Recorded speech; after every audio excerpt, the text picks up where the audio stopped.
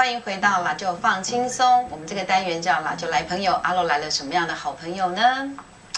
阿洛有一个好朋友，他一年365天，那大概有300天呢，这个是奔驰在都市跟部落之间。不是因为他很有钱买得起这个飞机票跟火车票，而且这样子可以快速的来去，而是因为他是真实的拥抱他深爱的部落。当然，他同时也知道自己在都市当中，身为新一代的原住民年轻人，一定要站立在都市的角落，而且要能够抗压，面对生活当中许多的困难。所以，我们从他的神情当中呢，我们可以看到非常多骄傲的讯息。他是谁呢？很期待喽！我们一起先来听听他的敲门声。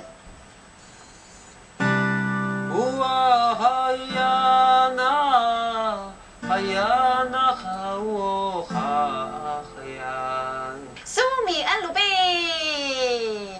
欢迎。Hello。我们说苏米呢，他其实是这个时代当中非常特别的一个原住民的年轻人。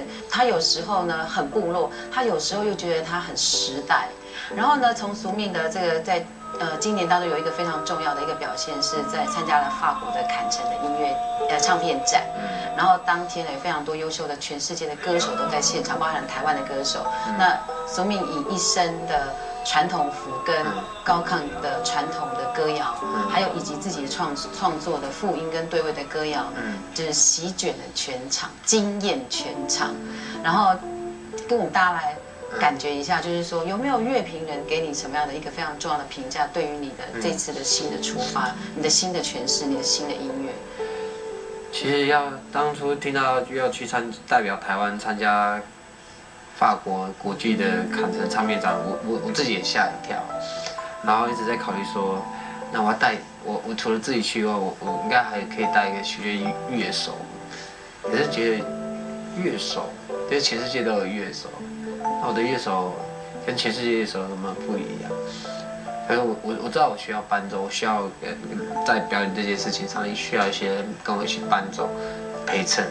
但我第一个想到就是，那我就找部落年轻人，他们才是我觉得最真实的，有一块的创作是属于要给他们的。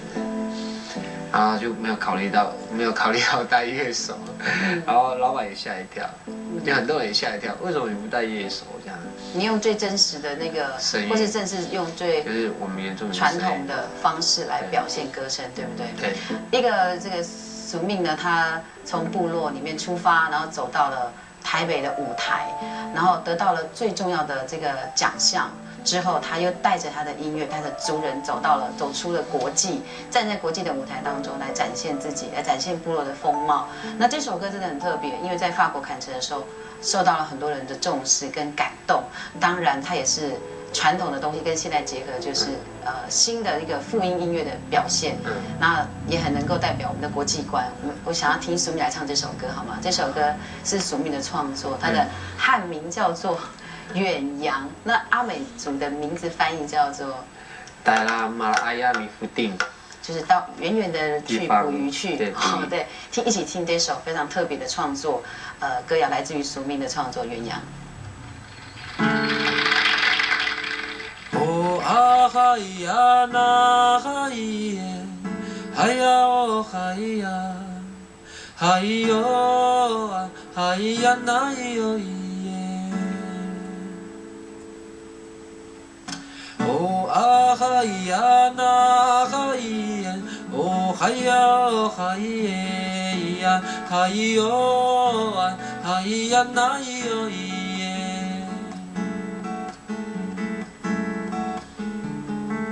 Yuga mahokakui mangaray sa kalakaran, pinanay to sa katayaran. Yuru makatukakui mitinito'y kukua, bisayitsu sa kachidama. Malaki tayo kakoy, bisa nagpaluto ako sa pikalisaw tamina Yu matayay tamina Liyasan tuku diaro Taramara ayay mifude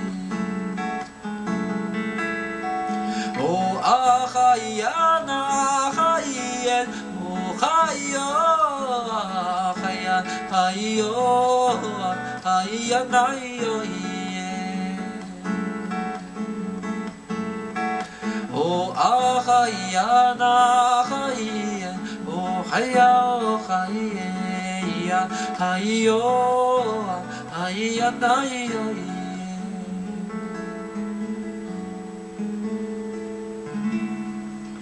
好听的歌来自于苏命的创作《远洋》，这首歌好好听哦。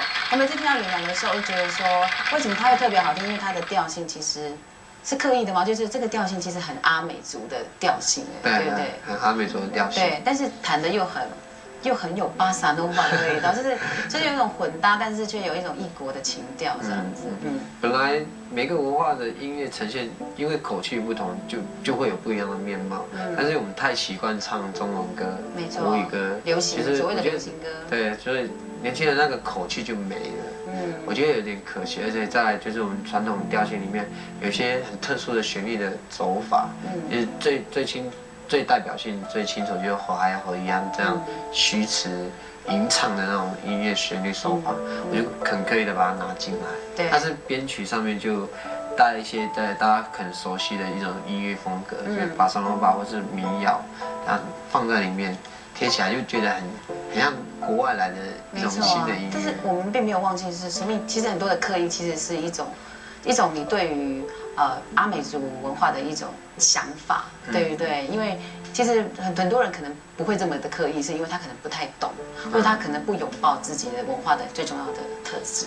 但是你就会很认真的把它拿来用，而且把它用得很巧妙，甚至又变得让大家很多年轻人去接受，甚至很多国外的朋友都非常喜欢。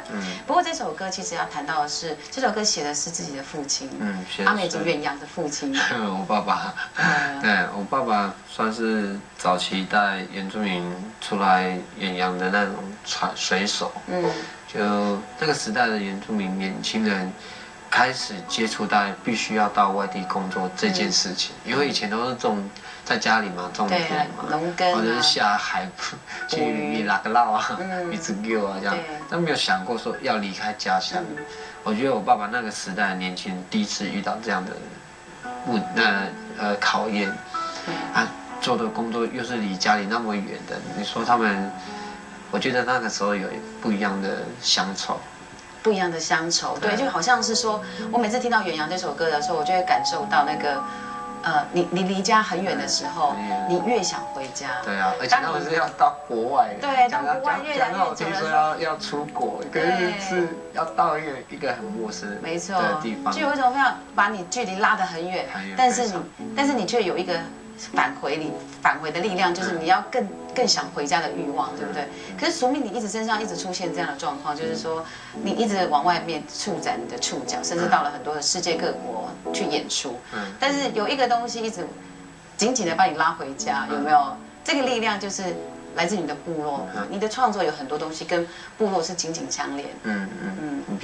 其实我自己开始，只是觉得想说带一点气氛，是让年轻人会喜欢自己的文化。所以我小时候我也没想过这件事情。我国中很会做藤编，对，太奇葩了这件事情。阿美族男人要会做藤编，但是现代男生太难了。可是那时候没有意识到这件事情，只是觉得同学都没有在做，我为什么要做这个？可是在那个时代的气氛下，觉得做这个很不舒服，就是觉得好像自己在做一个大家都没有认同的一个事情。可是事实上，藤编文化是我们原住民阿美族里面很重要的一个工艺的技术。然后只有一个年轻人学，我觉得那时候的我很寂寞。然后到高中根本就不碰了，然后也不提自己是原住民这件事情。那时候有矛盾，可是没有想那么多，就一直留在这个矛盾，就一直留在当兵要退伍的时候才开始想起来这件事情。然后我一直觉得这个时代的原住民青年又更不一样了，他们时代的洪流已经发展到网络这么爆炸式的资讯，他们能不能在这些资讯里面找到自己？我觉得是这件事情，所以我释放一点东西，就反正我是一个创作歌手，本来是写歌的，那今天有机会可以唱歌，那我说发挥更大的力量呢，我直接出一张专辑可不可以？我都想说我花了2年的时间奉献给国家去当兵，那我可不可以花2张专辑奉献给我自己的族群？就是把做族群的事物当做服兵役啦，就是原住民，对，就义务役，义务一下。所以原住民青年一定要有这种心情，我们要奉献给我们义务役，好不好？2年就好，给自己的部落。而且你有一个说法要跟大家讲一下，就是说，其实我们原住民是义务役，但是如果喜欢原住民的这些非原住民朋友、平地朋友们，我们也欢迎自愿役的投入。自愿役，对，我们也会发一些补给给大家了，对不对？因为我觉得文化这件事情本来就是分享的，喜欢的人就会自然而然去投入。首先是你其实有一个转折啦，就是说当兵那个过程当中，你真的很真实的感觉到要去认同自己的东西，所以你很刻意的、很努力的，甚至很企图的把文化的东西绑在自己的身上来展现。那其实让你还做到了一件事情，就是你的创作当中的来源，那你也付诸了完全的行动力。就是说，你真真实实是待在部落，甚至你从事做部落的工作。那。